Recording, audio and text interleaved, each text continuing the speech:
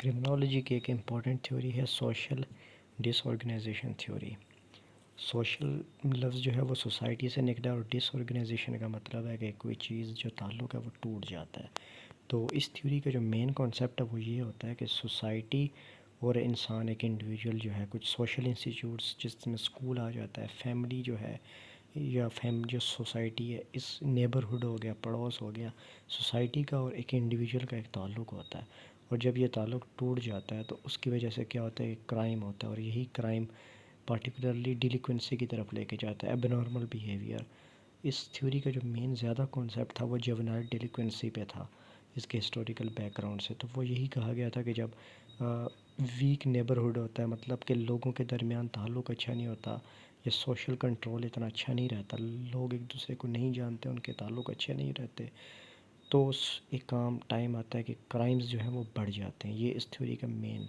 Concept ہے، جو ادھر بھی لکھا ہے کہ crime is more likely to occur in communities where social institute like schools and informal social control, جس میں سوسائٹی آتی ہے، دے آر ویک۔ جب یہ ویک ہوں گے تو کیا ہوگا، ریزیڈنٹس جو ہے وہ لا آرڈر کو فالو نہیں کر پائیں گے، اور ڈیلیکوینسی وغیرہ بھی مطلب وہ انکریز ہو جائے گی، وہ رکے گی نہیں۔ مین کانسیپٹ یہ ہے کہ کرائم جو ہے وہ کب ہوتا ہے، جب سوشل انوائرمنٹ جو ہے وہ ٹوٹ جاتا ہے، اس کی وجہ سے کیا ہوتا ہے، کرائم ہوتا ہے، نہ کہ کوئی اور فیلئر ہے۔ ہسٹوریکل کانٹیکسٹ کے اس تھیوری کا جو فور فاؤنڈرز کہہ سکتے ہیں وہ کلیفرڈ شاہ اور ہنری میکے نے دیا تھا۔ یہ بیسیکلی سوشولوجسٹ تھے، شکاگو سے یہ ان کا تعلق تھا، یونائٹڈ اسٹیٹ سے، اور انہوں نے اپنی بک لکھی تھی جس میں جوونائل ڈیلیکوینسی پہ ان کا زیادہ فوکس تھا، بچوں کے کرائم پہ، کیونکہ اس ٹائم جب انہوں نے لکھی تھی 19 سینچری میں، تو جو شکاگو میں یہ کرائم زیادہ ہو رہا تھا، اور اربن ایریاز ایک بک ہے اس میں، کیونکہ اس ٹائم پہ یہ ہو رہا تھا انڈسٹریلائزیشن کے ایرا کے بعد بڑے بڑے شہروں میں یہ ہو رہا تھا کہ اربنائزیشن زیادہ ہو رہی تھی، تو کرائم بھی بڑھ رہا تھا، تو یہ چیز انہوں نے دیکھی تھی۔ اس کے علاوہ ان کا جو اگر کنکلوژن کہا جائے تو وہ یہی ہے کہ نیبرہڈ اسٹرکچرل کنڈیشن، کہ آپ کے پڑوس میں جو پورا محلے کا نظام ہے، کیسا سسٹم ہے، لوگوں کے تعلقات کیسے ہیں، وہ جو ہے وہ رسپانسیبل ہوتا ہے کرائم کے لیے، نہ کہ کس طرح کے لوگ رہ رہے ہیں۔ ایتھنک میجر ایشو یہ ہے۔ تو مین آئیڈیا اس کے کیا ہے اس تھیوری کے، تو پہلا آئیڈیا یہ کہ انوائرمنٹل انفلوئنس، ماحول جو ہے اس کا بہت انفلوئنس ہوتا ہے کرائم پہ، جیسے کہ ہم نے دوسری تھیوریز میں بھی پڑھا تھا، سوشل بانڈ تھیوری میں بھی، یا سوسائٹی کا لیبلنگ میں بھی ہم نے پڑھا کہ لیبل بھی سوسائٹی لگاتی ہے نا، تو تب بھی کرائم ہوتا ہے، تو وہ کانسیپٹ لنک کر رہا ہوتا ہے یہاں پہ۔ پھر انفارمل سوشل کنٹرول کے، سوسائٹی ڈفرینٹ چینلز کے تھرو انسانوں کو، بچوں کو یا لوگوں کو کنٹرول کرتے ہیں، جیسے فیملی ہے اس کے تھرو چائلڈ جو ہے وہ کنٹرول ہوتے ہیں، اس طرح سوسائٹی کی کچھ نارمز ہیں، یہ سوسائٹی کا کنٹرول ہوتا ہے، اس کے تھرو لوگوں کے درمیان بانڈ رہتا ہے، وہ کنٹرول رہتے ہیں، ایک مینر میں ہوتے ہیں۔ پھر بریک ڈاؤن اور سپرویژن، یہی ہے کہ جب یہ چیزیں ٹوٹتی ہیں تو کرائم ہوتا ہے۔ اور اسپیشل کنسنٹریشن ہے، اس کا یہ کانسیپٹ تھا کہ کرائم جو ہے وہ کچھ ایریاز میں زیادہ ہونے کے چانسز ہوتے ہیں، یہ نہیں کہ وہ ہر جگہ ہوگا، کچھ جگہوں پہ زیادہ ہو سکتا ہے، خاص طور پہ ایسے ایریا جہاں پہ ڈس ایڈوانٹیجز ہیں، وہ بعد میں پڑھاتا ہوں وہ کیا ہے۔ تو کریٹیکل ڈسٹنکشن یہی ہے کہ پاورٹی، اکیلا غربت جو ہے وہ رسپانسیبل نہیں ہوتی کرائم کے لیے، بلکہ سوشل سٹرکچر جب ٹوٹ جاتے ہیں، بانڈ لوگوں کے اچھے نہیں رہتے، تو تب جو ہے کرائم کے چانسز بہت زیادہ بڑھ جاتے ہیں۔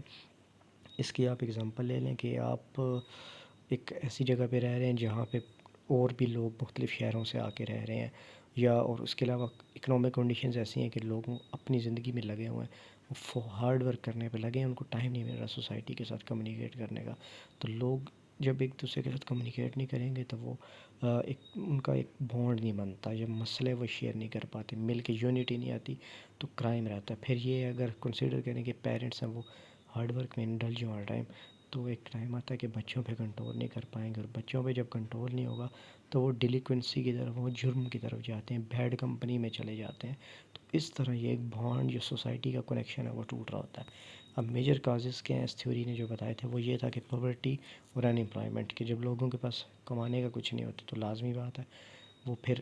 ان کے بچے یا وہ غلط ایکٹیویٹیز میں انوالو ہوتے ہیں، وہ کرائم کی طرف جاتا ہے۔ دوسرا ریزیڈینشیل انسٹیبلٹی کی بات ہے کہ اگر تو ایک ایریے میں بہت زیادہ لوگ آنے رہ رہے ہیں اور دور دور سے آ رہے ہیں، تو ان کے درمیان تعلق اچھا نہیں ہوتا، ٹائز اچھے نہیں ہوتے، تب بھی کرائم کے چانسز بڑھ سکتے ہیں، کیونکہ وہ جانتے ہی نہیں ایک دوسرے کو۔ تیسرا یہ ہے کہ ایتھنک یا کلچر ڈائیورسٹی کہتے ہیں کہ اگر ایک جگہ پہ مختلف زبانوں کے لوگ ہیں تو بانڈ اچھا نہیں ہوگا، تب بھی ایک قسم کی ہارمنی نہیں ہوتی. اور جیسے ایرسٹوٹل نے کہا تھا کہ انسان جو ہے وہ سوشل اینیمل ہے، تو وہ چیز یہاں پہ فلفل نہیں ہو رہی. فیملی ڈسرپشن، اگر کوئی فیملی میں ایشو ہے، پیرنٹس کے درمیان ٹاکسک ریلیشن ہے، تو بچوں پہ کنٹرول نہیں ہوگا اور وہ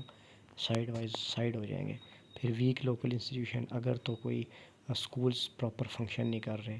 یا کمیونٹی کا کوئی کنٹرول نہیں ہے تو تب بھی ہوگا. فار ایگزامپل پاکستان میں 26.2 ملین بچے جو ہیں اسکولوں سے باہر ہیں، تو وہ بچے جب باہر ہیں تو وہ لازمی بات ہے وہ سوشل کنٹرول ہے نہیں، تو وہ پھر الٹے کاموں میں آج بیچارے انوالو ہوتے ہیں.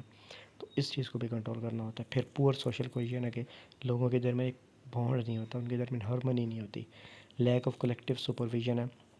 کہ پیرنٹس کا کنٹرول نہیں رہتا بچوں کے اوپر، وہ سپروائز نہیں کر پاتے. اور فزیکل ڈیٹوریشن، یہ کانسیپٹ اس طرح کہ اگر کوئی ایک ایریا جہاں پر بہت پاورٹی ہے وہاں پر کوئی ڈیولپمنٹ نہیں ہے، جب ڈیولپمنٹ بھی نہیں ہوگی تب بھی کیا ہوگا کہ ایک قسم کا گورنمنٹ کا کنٹرول یا سوسائٹی کے درمیان بانڈ اچھا نہیں ہوگا. اس کو اس طرح بھی کہہ سکتے ہیں کہ اگر ڈفرینٹ لوگوں کے پھر ایک ڈفرینٹ رائے ہو جاتی ہیں پولیٹکس کے پوائنٹ آف ویو سے، تو وہ اس کی وجہ سے بھی وہ ڈیوائڈ ہی ہو جاتے ہیں ایک قسم کا. پریکٹیکل ایگزامپل کیا ہے؟ پریکٹیکل ایگزامپل آپ اس طرح سمجھ لیں کہ جیسے ایک جگہ پہ ان امپلائمنٹ ہے، تو ان امپلائمنٹ کی وجہ سے یہ ہوگا کہ لوگ اپنی زندگی میں بزی ہو جائیں گے، پیرنٹس اپنی زندگی میں بزی ہو جائیں گے، تو بچوں کو ٹائم نہیں دے پائیں گے کیونکہ سسٹم ہی ایسا ہوگا. تو اس وجہ سے یہ ہوگا کہ بچے ایکسپوز ہو جائیں گے مختلف جرم کو. اس کی وجہ سے جوینائل ڈیلیکوینسی، جس میں بچے جو ہیں 18 ایئر سے کم جو ہیں وہ کرائم کرتے ہیں، وہ انکریز ہو جاتا ہے. اور پاکستان میں بھی approximately according to Dawn I think 1400 کے قریب جو ہے وہ جوینائل ڈیلیکوینٹ ہے جو جیلوں میں ہے. تو چین کی فارم میں اگر آپ نے بتانا ہو تو وہ یہ ہے کہ کیا ہوتا ہے، سب سے پہلے نیبرہڈ میں لوگوں کے کنیکشن اچھے نہیں ہوتے، پھر کیا ویک سوشل کنٹرول ہوتا ہے، کنٹرول نہیں ہوگا، اور اس کی وجہ سے کیا ہوگا کہ ڈیلیکوینسی کرائم ہوگا. اب اس تھیوری پہ کچھ کرٹیسزم بھی ہے دوسری تھیوریز میں، جیسے ہم نے پڑھا ہے بیک پہ. تو پہلا یہ ہے کہ اس تھیوری نے پاورٹی وغیرہ کو زیادہ کہا ہے کہ یہ بیسیکلی ایک میجر کاز ہے، یہ بھی اس نے ہائی لائٹ زیادہ کیا ہوا ہے. دوسرا یہ ہے کہ اگنور انڈیویجول فیکٹرز، وہ یہ ہے کہ باقی کچھ فیکٹرز بھی تو انوالوڈ ہوتے ہیں، جیسے بایولوجیکل یا سائیکولوجیکل تھیوری بھی کہتی ہے کہ کچھ وہ جس میں سومیٹوٹراف تھیوری تھی کہ جی کچھ جینیٹک فیکٹرز ہیں یا سائیکولوجیکل ہیں، وہ اگنور ہے. میجرمنٹ ڈیفیکلٹی، کرٹکس کہتے ہیں کہ اس تھیوری نے جو بات کی ہے کہ سوشل کنٹرول کی بات کر رہی ہے ایک، یا وہ ایک نیبرہڈ کی بات کر رہا ہے، یہ ایک ایبسٹریکٹ چیز ہے، اس کو میجر نہیں کیا جا سکتا، وہ یہ کہتے ہیں. اور چوتھا یہ ہے کہ وہ میکرو پولیٹیکل فیکٹر کو اگنور کر رہا ہے، اوور لک کر رہا ہے کہ اس کے علاوہ بھی پولیٹیکل پالیسیز کا امپیکٹ ہوتا ہے، جیسے گورننس کا ایک امپیکٹ ہوتا ہے اس کیس پہ. اس کے علاوہ اکانومی کا امپیکٹ ہوتا ہے، کچھ اکنامک پالیسیز ہوتی ہیں، اس چیز کو اس نے ایڈریس نہیں کیا. تو یہ اس کا ایک فیکٹر ہے. اس کے علاوہ ایک اور جو کرٹیسزم ہے وہ یہ ہے کہ